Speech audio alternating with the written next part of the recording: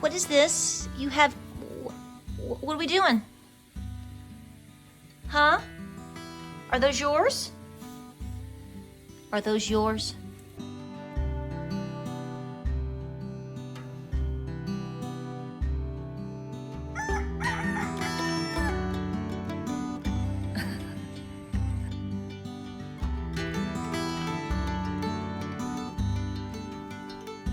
So hey guys, welcome to Appalachia's Homestead. I'm gonna try to film this outside of the car this afternoon. This is the best time of the day when everything is caught up.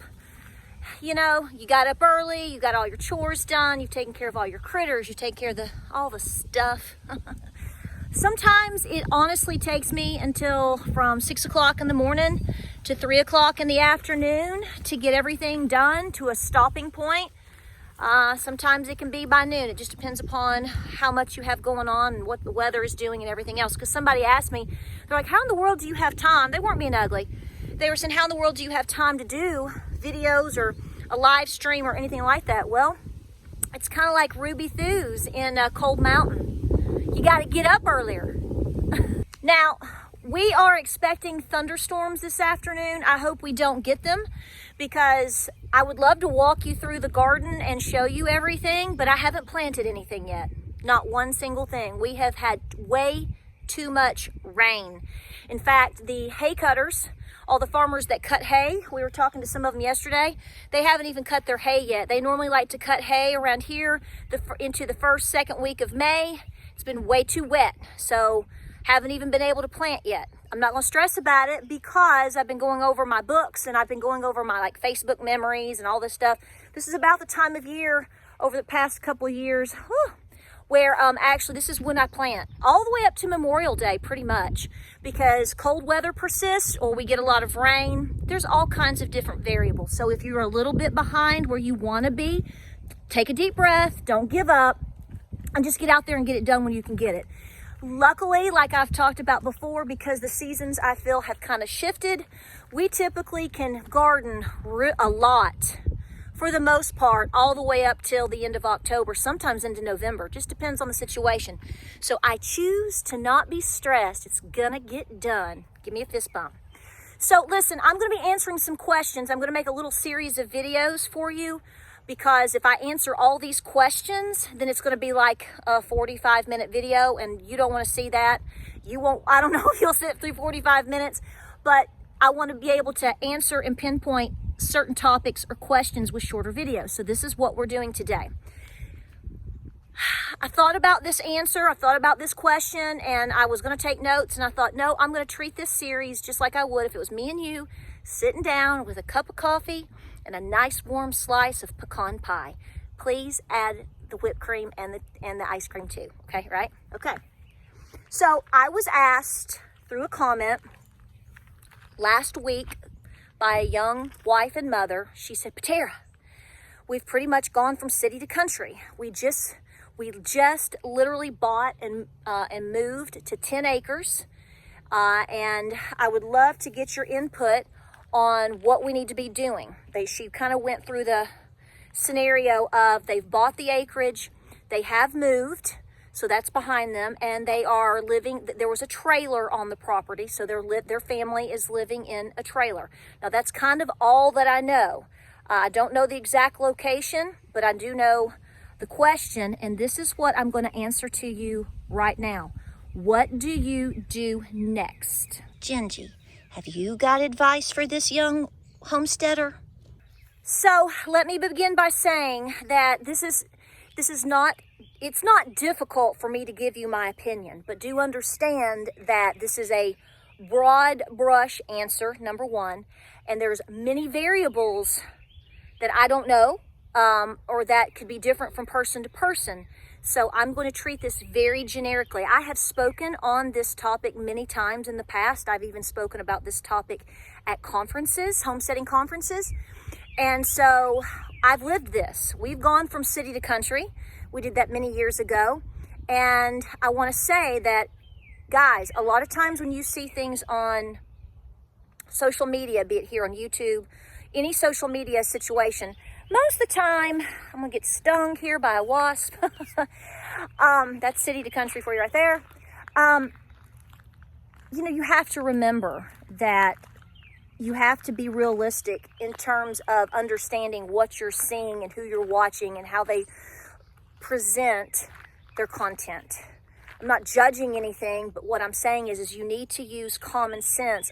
A lot of people did not grow up on a farm, okay?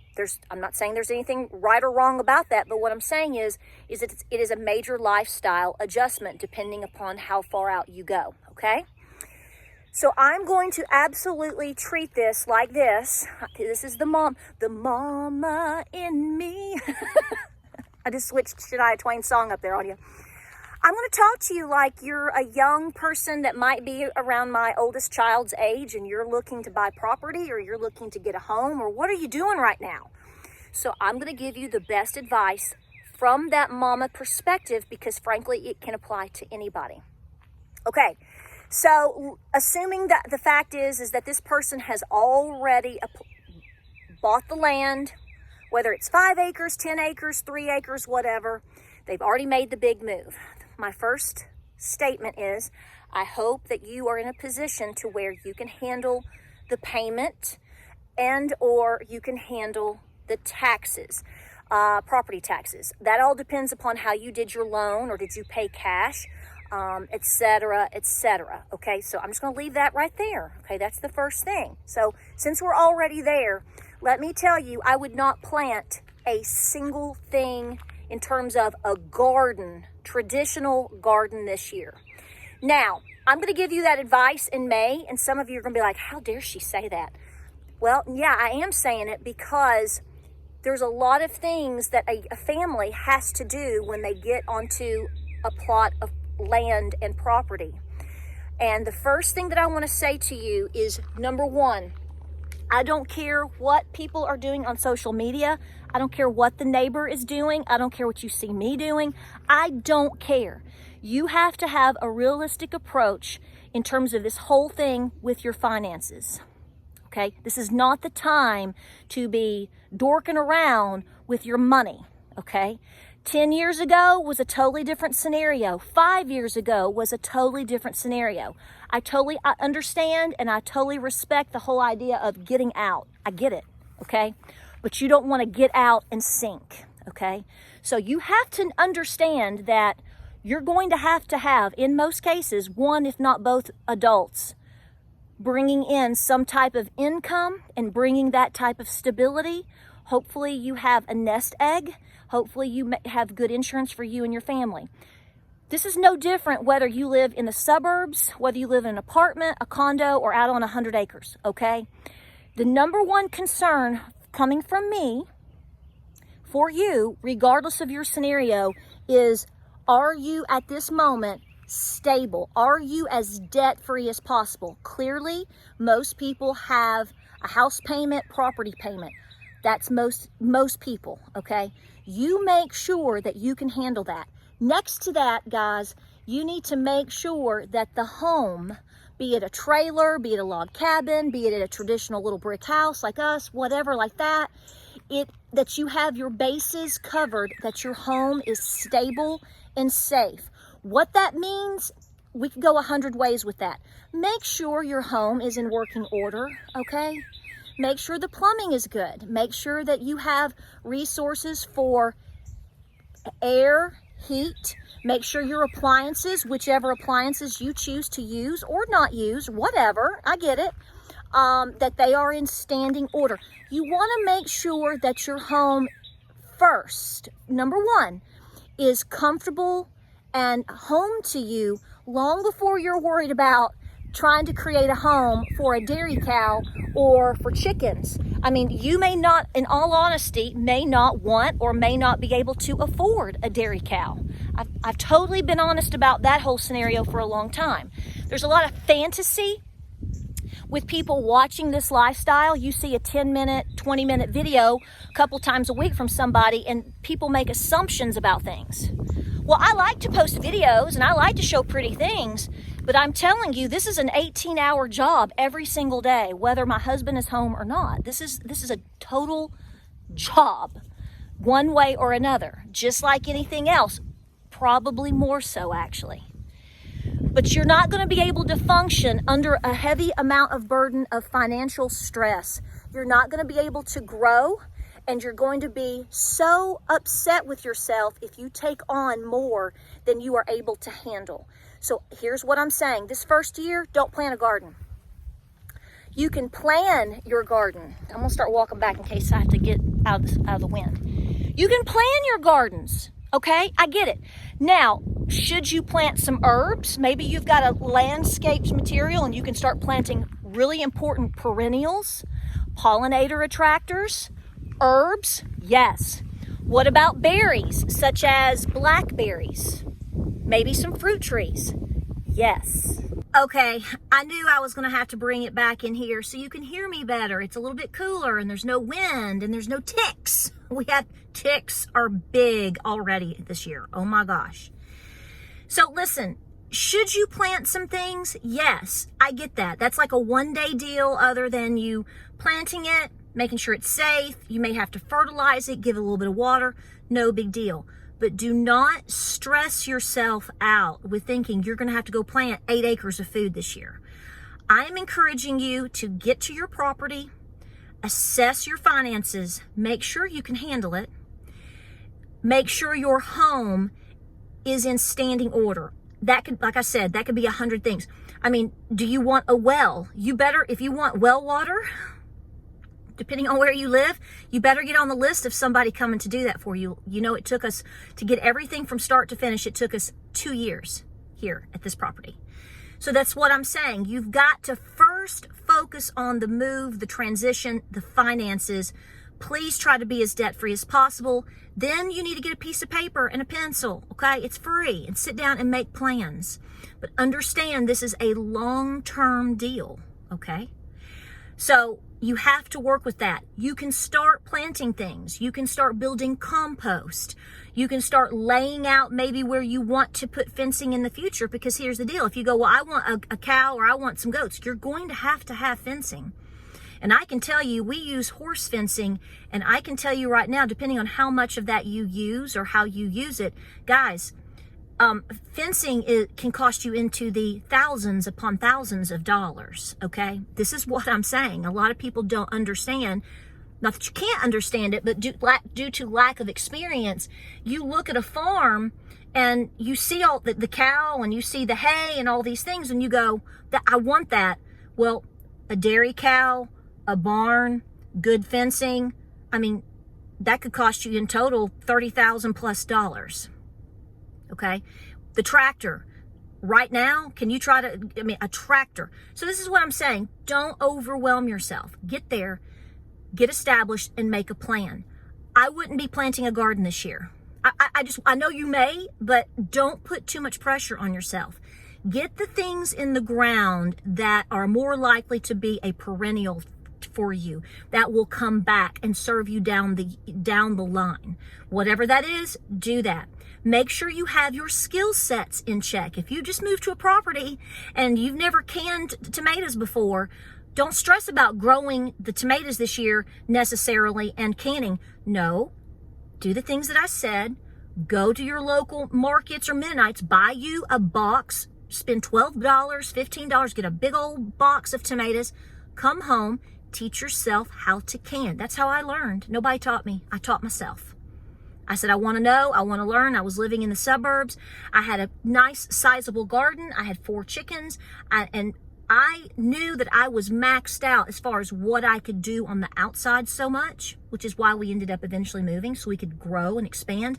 But I made sure that I exhausted myself as much as possible in terms of other skill sets. Now, if you're going to add anything, if you want the most bang for your buck in terms of pushing towards using your land and being self-sustainable for the least amount of money and time, I don't want to say time, but money maybe, depending on what you do, how you do it. A chicken coop with a nice flock of chickens, having at least 1 or 2 roosters, by the way, I really, really would. is going to be much more affordable than building a large barn for dairy cows or for goats for that matter. Okay. You know this, I know this. So if I was determined to add to my farm, to my homestead in terms of critters, I would start with chickens, not quail, not turkey. I mean, you could get turkey if you wanted to. I would absolutely get 12, 15 chickens and start there. You're going to be building compost for that garden that you're starting to prep the ground for. You're going to be getting eggs. If you got those baby chicks right now, by the end of summer, you're going to start getting a lot of eggs, okay? That is where I would start. I would make sure that I had a place where I could absolutely sock away as much food and prep items as possible. That is your canned goods, that is your long-term storage foods, that is your first aid items, that's your medical items, that's items that you like to use, that you want to stock up on. And that's also important for you to have preps, meaning canning items, canning jars, maybe some cast iron, different things. This is so subjective, right? I would work on that. I would make sure that I had, maybe I mentioned before, alternative methods of being able to cook. Maybe you want a wood stove, depending on what, your situation there. This is what I'm saying.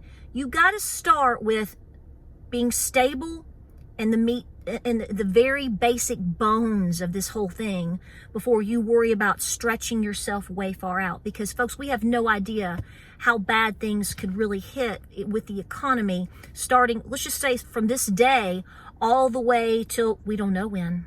It could be tomorrow, could be by Christmas, it could be next year. So I don't want you underwater. I don't want you barely treading and then all of this hit. You've got to build it stable wise from the cobblestones up. Okay. That is my fear for people, because first of all,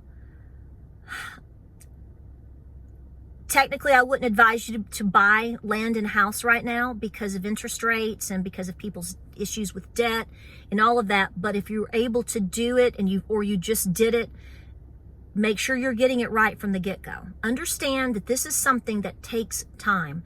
When you see me out here with a milk cow, you see me out here running around with my turkeys, understand it has taken me and my husband years and a lot of time and a lot of work. We don't go on vacation. I haven't been to the beach since 2010.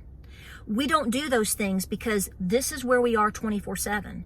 And in a lot of ways, we're still adding, we're still building, we're adding more water catchments. We just got our well. It took 2 years to get our well and our hand pump in. I'm just now building a woodshed. I have a wood stove, yes, and I have wood heat, yes, but I don't have a woodshed. We've been able to keep it covered and work with it. Well, we want a woodshed. Well, guess what? That's going to cost, that's money. And in a lot of ways, depending on how you do it, it could cost you into a couple $1,000s, all dependent upon how you do it. So you've got to be very organized right now, regardless of who you are and where you live, with your finances, because unfortunately, like I said, giving you this advice 5 or 10 years ago, I have a different concern than I did 5 or 10 years ago. The cost of feed, for example, people see me with a dairy cow. If I buy a bag of grain for my dairy cows, and listen, somebody's going to say that they should be eating grass. Folks, the reality for most small families that have dairy animals, they have to supplement the feed with hay, which means you're going to have, hay can cost you $7 to $12 a bale right now for small square bales. A bag of 16% dairy feed, if your cow has freshened and is in milk and is, providing fresh milk for your calf that you have and for you, you're going to have to keep her protein level up. You probably, even with 10 acres, may not, depending on your setup, may not have enough grass for her to graze on. This is the real world. This isn't Little House on the Prairie, la la land. So you're going to have a feed bill. With those chickens, Guess what? Most people now are paying anywhere from, on average, I would say $15 to $25 a bag. You're probably with 12 to 15 chickens, even with supplementing and some free ranging, which you better be careful with that. You'll lose your birds in one day. But you may be buying 2 to 4 bags a week. You might be spending, my point here is you could very easily, without an outbuilding, without fencing, without the purchase of these animals or their medical needs or anything like that, feed and hay alone, depending on what you do, could cost you a couple of $100 a month. Ask me how I know.